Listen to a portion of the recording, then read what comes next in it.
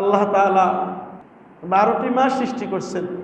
এই 12 মাসের মধ্যে প্রথম মাস হইল মুহররম মাস। এই 12 মাসের মধ্যে 4টা মাস হলো সম্মানিত, তার মধ্যে একটা মাস হলো মুহররম মাস। এখন সম্মান করবেন কিভাবে? সম্মান করতে হবে কোরআন সুন্নাহর আলোকে। এই মুহররম মাসের যে আমলগুলো আছে কোরআন হাদিস দ্বারা প্রমাণিত, সেগুলো করার চেষ্টা করা। আর এই মুহররম মাসকে কেন্দ্র করে যত বেদাত রুসুমাত আছে, ইসলাম বিরোধী কর্মকাণ্ড আছে, এগুলোকে প্রত্যাখ্যান করা। এখন এই মুহররম মাসে কি আমল করব? মুহররম মাসে একটা আমল হলো রোজা রাখা। নফল রোজা রাখা, ফরজ নয়। রাসূলুল্লাহ সাল্লাল্লাহু আলাইহি ওয়াসাল্লাম হাদিস শরীফে বলেন, আফদালুস সিয়ামে বাদা রমাদান শাহরুল্লাহিল মুহাররম। আল্লাহ রাসূল বলেন, ফরজ রোজার পর নফল রোজার মধ্যে সবচেয়ে গুরুত্বপূর্ণ, সবচেয়ে শ্রেষ্ঠ রোজা হলো মুহররম মাসের রোজা। আল্লাহ রাসূল বলেছেন, রমজানের ফরজ রোজার পর মুহররম মাসের রোজার আল্লাহর কাছে অনেক প্রিয়। রোজা একটা বড় ধরনের ইবাদত। রোজার মাধ্যমে নফস কন্ট্রোল হয়। নফস কি হয়? অনুগত হয়।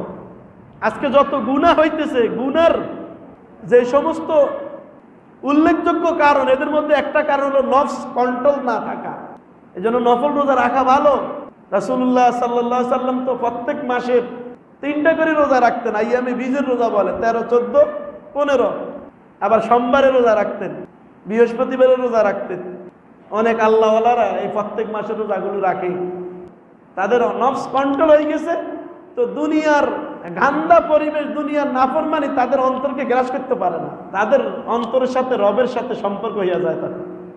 এই জন্য আমরা নফল রোজা রাখবো ইনশাআল্লাহ। এই মুহররম মাসের 10 তারিখকে বলা হয় ইয়াউমু আশুরা।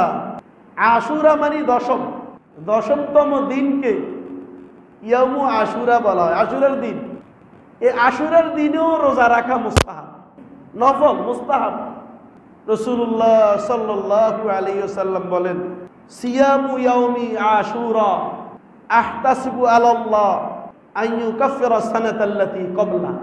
রাসূলুল্লাহ সাল্লাল্লাহু আলাইহি ওয়াসাল্লাম বলেন, কেউ যদি আশুরা মুহররম মাসের 10ম তারিখে রোজা রাখে, আল্লাহ রসুল বলেন, আমি আশা করি আল্লাহ তাআলা তার পিছনের 1 বছর গুনাহ মাফ করে দিবেন। আপনি আপনার পিছনের হিসাবটা দেখেন, 1445 হিজরিতে কি কি গুনাহ করছেন, আমলনামাটা দেখেন। একটু নিজের আমলগুলো নিজে একটু নজর দেন, দেখবেন হাজার হাজার গুনাহ আছে, হাজার হাজার পাপ আছে, নাফরমানি আছে। তো সেগুলোর জন্য আপনি প্রথম কাজ হলো আপনি তওবা করা, খালেসভাবে তওবা করা।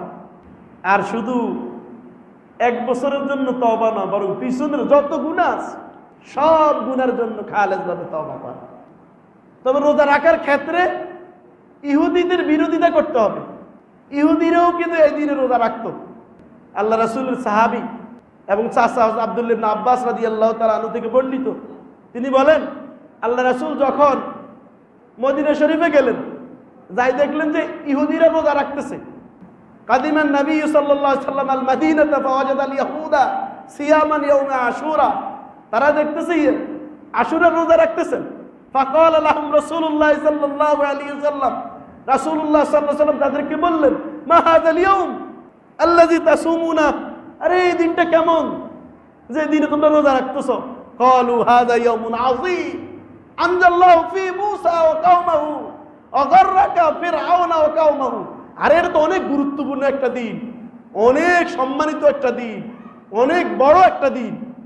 এই দিনে তো আল্লাহ তাআলা মূসা আলাইহিস সালাম এবং মূসা আলাইহিস সালামের বাহিনীকে সেই সমুদ্র থেকে পার করে বিজয় দান করছেন। আর ফেরাউনের বাহিনীকে একেবারে পানির তলদেশে চুবাইয়া মারছেন। ফাসামাহু শুকরান, ফলে মূসা আলাইহিস সালাম নিজে আল্লাহ শুকর আদায় করে, শুকর আদায়ার্থে, কৃতজ্ঞতা প্রকাশার্থে তিনি রোজা রাখছেন। আর আমরা হইলাম ইহুদিরা, এসে মূসা আলাইহিস সালামের অনুসারী। ফানাহনু নাসুমু, আমরা এই জন্য রোজা রাখি। তখন রাসূল সাল্লাল্লাহু আলাইহি সাল্লাম বললেন, আরে তোমরা তো মূসা আলাইহিস সালামকে অর্ধেক মানো না, কিছু মানো না, পুরোপুরি মানো না। কারণ রসুল আসার সাথে সাথে সব পিছনে ধর্ম ব্যান্ড হয়ে গেছে।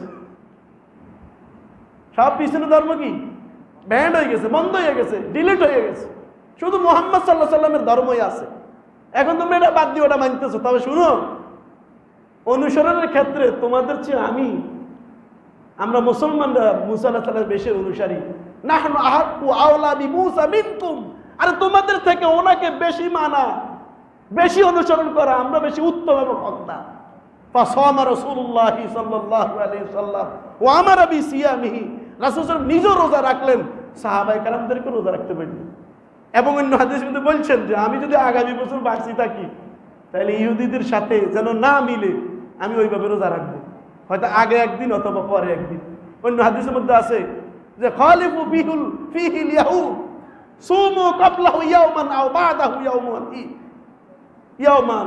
আরে তোমরা রোজা রাখার ক্ষেত্রে ইহুদিদের বিরোধিতা করো। কেমনে বিরোধিতা করিবা? ইহুদিরা শুধু 10 তারিখ রাখে, তোমরা 10 তারিখ রাখবা না, বরং তোমরা 9-10 রাখবা অথবা 10-11 রাখবা। সুমু ক্বাবলাহু ইয়াওমান, 10-এর আগে 9-9কে মিলাইয়া রাখবা অথবা 10-এর পরে 11-11কে মিলাইয়া রাখবা।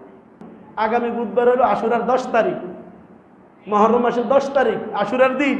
ওই দিন 2টা রোজা রাখবেন, মা বোনদেরকে রাখতে বলবেন, হয় মঙ্গলবার বুধবার অথবা বুধবার বৃহস্পতিবার। আল্লাহ আমাদেরকে বুঝার তৌফিক দান করে।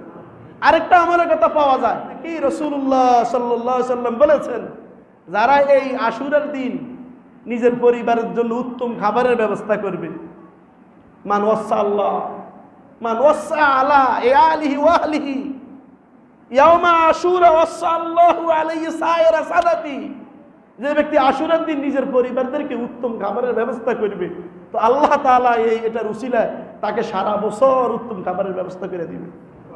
এই জন্য সম্ভব হলে ওই দিন একটু ভালো খাবারের ব্যবস্থাপনা করা। আবার চাইন সুদে টাকা নিয়ে ব্যবস্থা করেন না, আরেকজনের পকেটের থেকে টাকা মাইরা ভালো ব্যবস্থা। আপনার সামর্থ্য অনুযায়ী যদি সামর্থ্য থাকে ব্যবস্থা করিয়েন, সামর্থ্য না থাকলে অসুবিধা নেই, নিয়ত করিয়েন, আল্লাহ সব দিয়ে দিন। আল্লাহ আমাদেরকে বুঝার তৌফিক দান করেন।